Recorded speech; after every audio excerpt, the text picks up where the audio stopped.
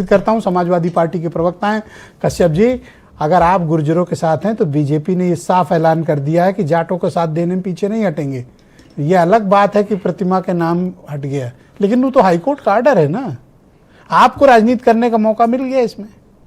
देखिए ब्रजेश जी, समाजवादी पार्टी जात की बात नहीं करती, पूरी जमात की बात करती है, पीडीएस समाज की बात करती है, बहुजनों की बात करती है। मजाक ना करो और पार्टी से नहीं पूरे पीडीएस, मैं पूरे जमात की बात कर रहा हूँ। जो शोषित हैं, जो वंचित हैं, जिनको सताया गया, जिनको हक अधिकार नहीं दिया गया, जिनको सामाजिक न्याय नहीं दिया गया, उसकी लड़ाई समाजवादी और ये बात वो पार्टी कह रही है जो जाति का झंडा लिए घूमती है जी, और ये बात वो पार्टी के प्रवक्ता कह रहे हैं जो जाति का झंडा लेकर घूम रहे हैं। नहीं, हमको तो बदनाम किया गया, गंगा जल से धोया गया, यही वही मैं कह रहा हूं। गुर्जर प्रतिहार नहीं, मीर भोज जी की प्रतिमा को नहीं, क्यों भाई? आप ब्रजेश जी, ये बीजेपी है जो जाति धर्म में बांटने का काम करती है। बीजेपी ने ही फैलाया था कि 56 एसडीएम यादव हो गए, यादवों के खिलाफ इन्होंने पूरा फैलाने का काम किया। आज कहाँ है सूची, कहाँ है?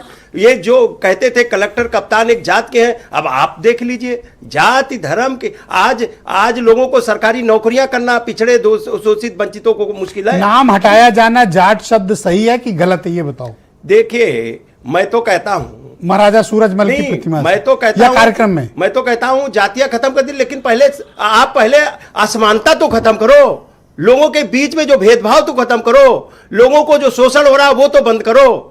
आप ये तो बंद करो, ये बंद नहीं हो रहा, शोषण बढ़ता जा रहा। अच्छा, इतना कॉन्फिडेंस आप लोग कहां से लाते हैं कि खुद गलत काम करोगे, खुद जातिगत रैली करोगे, दूसरे नाम से करोगे, उसके बाद सवाल भी हम ही से करोगे? नहीं ब्रजेश जी, समाजवादी पार्टी, आप याद करो, देखिए अंतरराष्ट्रीय जाट संसद, आप कहिए तो मैं बैनर दिखा दूं। नहीं, अरे भाई, अभी रोहित की भले आवाज न निकली हो, नहीं अगर हो रहा है, बोल ना पाए हो, नहीं, पर जाट संसद कैसे हो गई?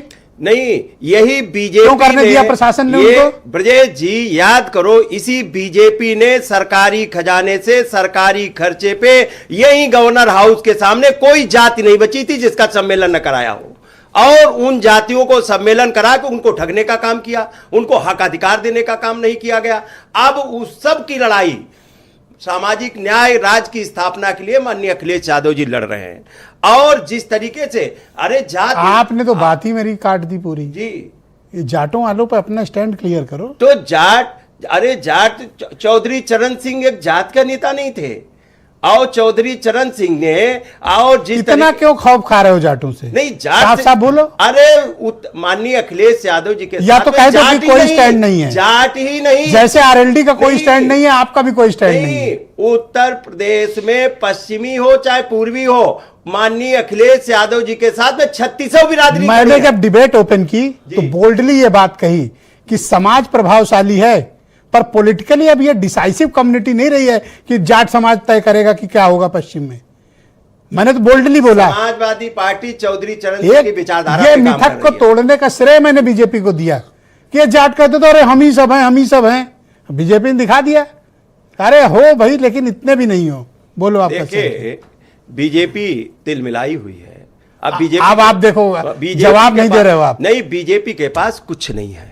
अब 36 बिरादरी उत्तर प्रदेश की समाजवादी पार्टी के लिए। आप कौन जातिवाद कर रहा है? मैं जातिवाद नहीं, ये जातिवाद नहीं है, ये जमात की बात है। अब जमात कहां से आ गई?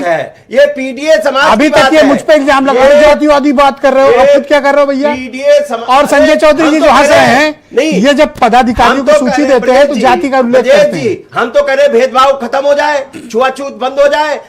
हम तो कह रहे हैं कि यूनिवर्सिटी कुलपतियों में, यूनिवर्सिटी में आज कश्यप जी, मैं से कहना चाहता हूं, कितने आज ये हालत हो गई है, इनकी भागीदारी, आज ये हालत हो गई है कि रोहित झाकड़ जैसे नेताओं की आवाज नहीं निकल रही है।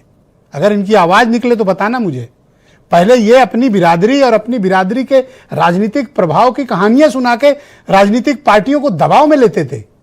आज ये बोल नहीं पा रहे हैं कि वहां क्या हुआ है। ये है, ये श्रेय बीजेपी को जाता है इस मिथक, इनके राजनीतिक मिथक को तोड़ने का। इनकी आवाज नहीं निकल रही है। ओके, मैं मनीष सिंधवी जी को आमंत्रित करता हूं। सर, थोड़ा आपने सहयोगी को भी टाइम दे दें। बहुत शुक्रिया आपका। मनीष जी, आपका क्या स्टैंड है? ये जो पश्चिम उत्तर प्रदेश